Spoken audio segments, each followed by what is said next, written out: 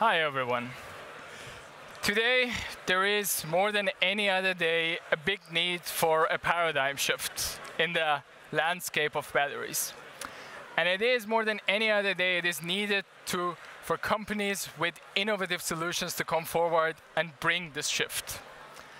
My name is Pujan. Together with Leonard, we're going to provide you some information about this new vision that we have regarding the battery digital twins, and we're going to tell you how exactly do we see ourselves in the forefront of development of the future of batteries in software and in hardware, and how can we be a part of shaping the future of it. It's very, very important to consider the batteries of today is not just a hardware. The batteries of today are a combination of the hardware and the software. And the experience that people get with their cars, from their cars, the feeling that they get is very much connected to this software as well. So this sentence was said 11 years ago by Mark Andreessen. And I think that today this sentence is more than any other day valid in automotive industry. Today, we actually not just care about how fast our cars go, but also how does it feel when we drive? How is the car being controlled? Maybe we can even say that software is even more important in electromobility, because software is an indispensable part of the battery and of how a car actually moves.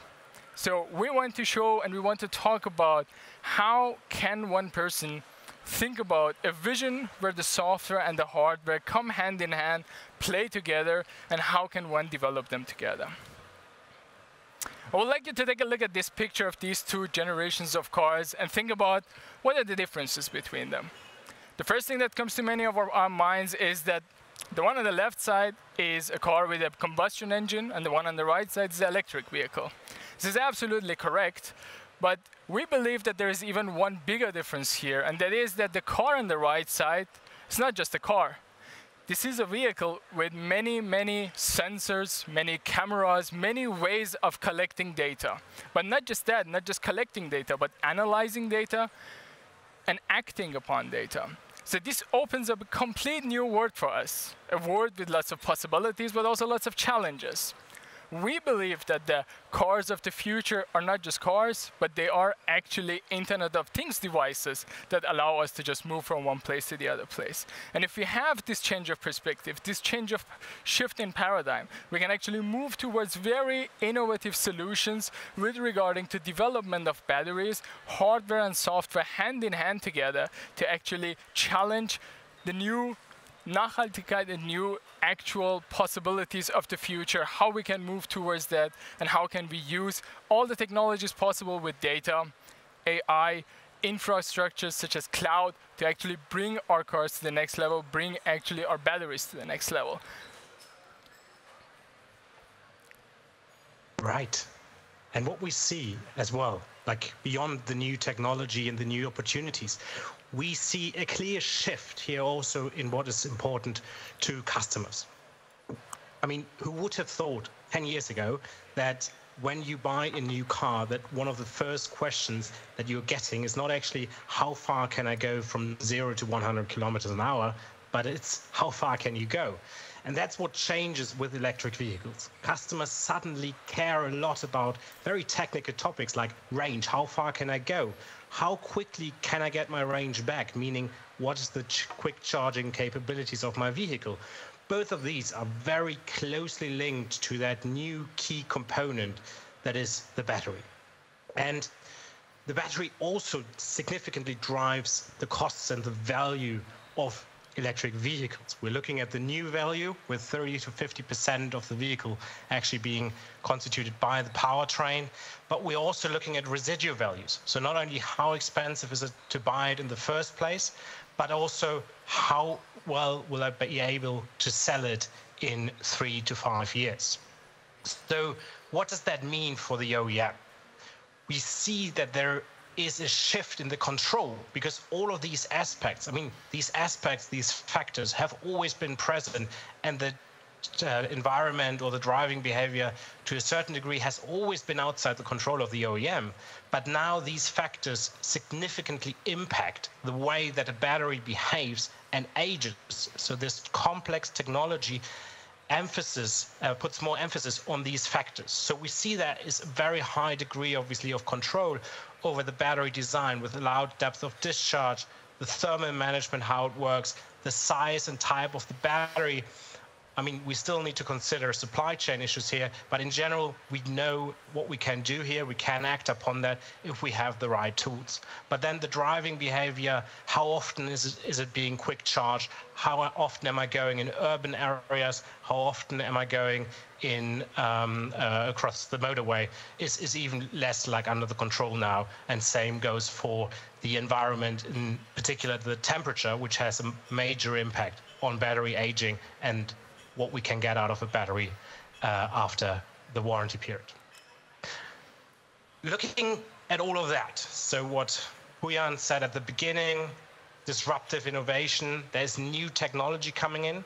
What I outlined at the start, there's new needs. And then we see OEMs with very little to, well, almost no experience sometimes in this new powertrain technology with connectivity. We see new hazards arising. We're talking about battery fires. We're talking about issues with the thermal management. We're talking about premature aging. All of that can be extremely pricey recalls, and we're looking at costs between 30 to 40,000 euros in replacement of a battery for a premium electric vehicle.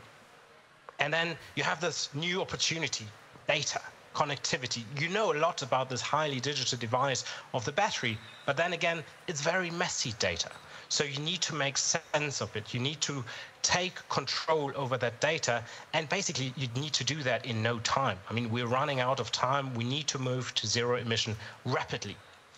So this is, I think, the beauty of this partnership between MHP and Twice, and what we share is this disruptive vision that we believe is dearly needed of breaking down the boundaries between development, operation in life of the battery and the vehicle, but then also the end of life and what we see with regards to recycling options, reuse options. And one option here is creating digital twins along that entire life cycle. So let's put some more emphasis on what that means and what means along the life cycle. So for sure, you have that element in the development where it's all about time to market, really bringing your new and latest tech to the customer, making sure it performs there, still optimizing though for the balance of problems later on in life, warranty issues, and production costs in the first place. You don't want to make a prohibitively expensive vehicle. Then you move on to production, where it's a lot about quality assurance, making sure that all the components that go into the vehicle are up to the highest standards. And obviously, we're looking at the battery here again, because if that component fails, it's basically a complete write-off. So we really want to make sure that all the batches of batteries that go in the vehicles are up to the standard. And then comes really the interesting part is operation. Vehicles are out there, and this is a major paradigm shift. It's not up to the customer now. It's not a completely different game.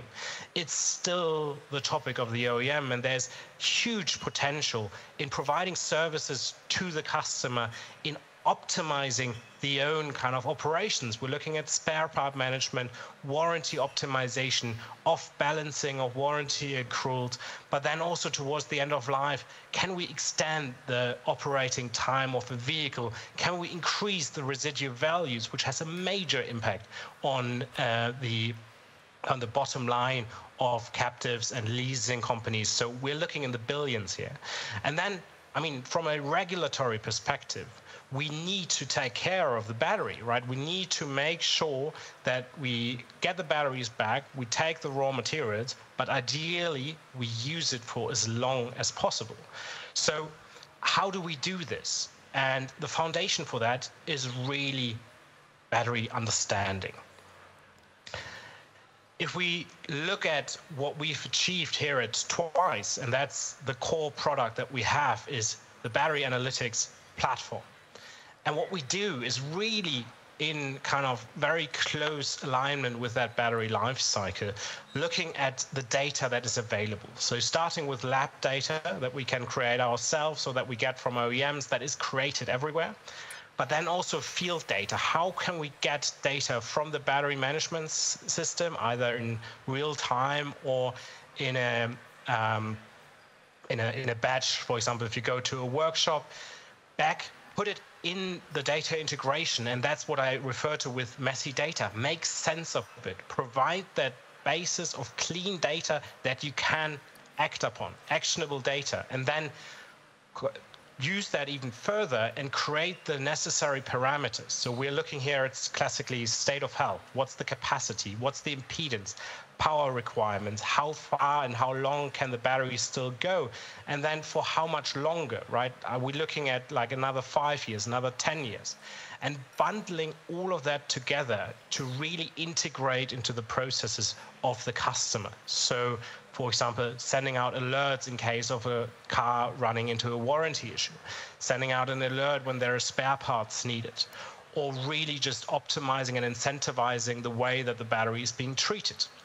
And we have certain custom standardized solutions here, but the beauty really arises here when MHP and Twice also work together to really find that perfect solution for an OEM, deeply integrating into the processes of that company. The big call out here is really to move towards data-driven decisions based on digital twins to control that battery-induced complexity. Without software, without transparency, that's not possible. And that's what we're here, and that's what we can talk about, and that's what we can offer our customers together. So, what is a digital twin? For us, a digital twin is not a buzzword. It's anything actually apart from that. For us, a digital twin, in the case of a battery, is a virtual representation of what is happening to this physical entity here being our battery. And we can actually make that by going towards a data-driven approach where we actually have access to the live data being collected by the vehicle itself and by any other means, and these digital twins being fed by these data, where actually analytics can be done on it, where different decisions can be taken by using this data, and maybe at the end, most importantly, we can feed this data into enormous AI models where the future could be seen, where we can see, okay, what would be the state of the health of this battery? Leonard already mentioned many use cases. We know that at the moment at the OEMs, many different models have been developed, algorithms have been developed in the previous years. We don't want to put these models and algorithms aside. What we can do in our digital twin product is that we can actually implement these models that have been created through many years, and we can bring them to the next level. We can actually leverage the possibilities that the AI gives us to bring them from the performance and maybe even more importantly from the amount of time they need to go. So with using the newest AI technologies, our digital twin can provide live predictions, and this is what sets it apart from any concept. Our digital twin also has multi-layer scalability. What do I mean by that is that you can not only just put in new models inside these digital twins that can actually share data with each other, that can actually even share predictions with each other, but you can actually also build one layer upon that. The scalability here with the fleet of the data that we have outside that can be monitored, that can be analyzed, and then can be used for making decisions is actually endless. Because if we go towards creating one digital twin per vehicle, per battery, that is running around on the streets in Europe, in the States, in China, we know that then these digital twins will learn how is the driving style, how is the temperature, how is all these different factors that we at the beginning, Leonard mentioned, that the OEMs do not have much control over them. So these digital twins can learn from them and can even share the knowledge with each other. Maybe that is at the end the most important part, that when the digital twins start to share the knowledge with each other, we can move towards this shift in paradigm that we already talked about.